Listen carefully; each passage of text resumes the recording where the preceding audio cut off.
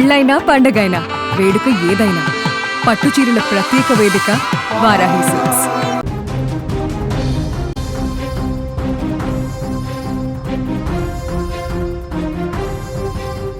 రైతుకు తన పొలం కేవలం భూమి కాదు, అది ఒక దేవాలయం. తను పండించే పంట కేవలం గింజలు కావు, తన కుటుంబం ఆకలి తీర్చే ఆశలు.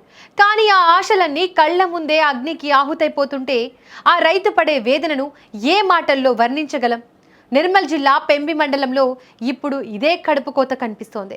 కోతకు వచ్చి చేతికి అందుతుందనుకున్న పంట అగ్ని ప్రమాదంలో బూడిద కుప్పగా మారింది. ఆరుగాలం కష్టపడ్డ రైతన్న శ్రమ అగ్నికి ఆహుతైంది.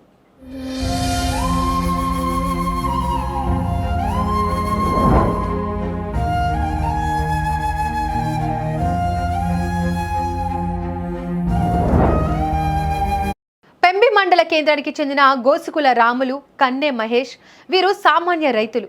అప్పులు తెచ్చి రెక్కలు ముక్కలు చేసుకొని సుమారు 10 ఎకరాల్లో మొక్కజొన్న సాగు చేశారు. ఎండనక వాననక రేయింబవళ్ళు ఆ పంటను కంటికి రెప్పలా కాపాడుకున్నారు. పంట బాగా పండింది. ఇక కోత కోసి మార్కెట్కు తీసుకెళ్తే తన అప్పులు తీర్తాయని, ఇంట్లో పిల్లల అవసరాలు తీర్తాయని ఆ రైతన్నలు ఎన్నో కలలు కన్నారు.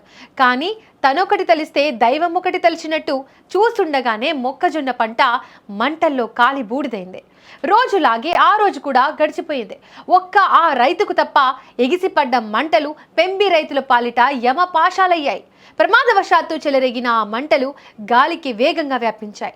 పచ్చగా ఉండాల్సిన పొలం క్షణాల్లో నల్లగా మారిపోయింది. బంగారం లాంటి మొక్కజొన్న కంకుల నిప్పుల గుండంలో కాలిపోతుంటే ఆ మంటలను ఆర్పలేక అగ్నిదేవుడిని వేడుకుంటూ రైతులు పడ్డ తపన చూస్తే ఎవరికైనా కన్నీళ్లు ఆగవు. వీడియోలో చూడండి, ఆ మహిళలు కాలిపోయిన కంకులను చేతుల్లో పట్టుకొని ఎలా విలపిస్తున్నారు.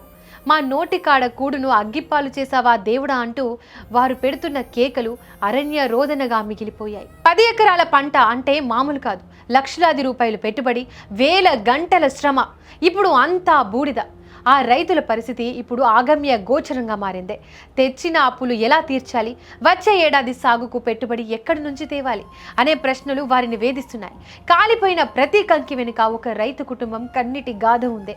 ప్రభుత్వం తమను ఆదుకోకపోతే తమకు ఆత్మహత్యలే శరణ్యం అనే స్థితికి చేరుకున్నామని ఆ బాధితులు లబోదిబోమంటున్నారు.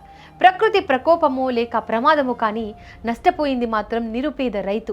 పెంబి మండలంలోని ఈ బాధితులను ప్రభుత్వం వెంటనే ఆదుకోవాలని, వారికి నష్టపరిహారం అందించి వారి కుటుంబాల్లో వెలుగులు నింపాలని మనమందరం కోరుకుందాం.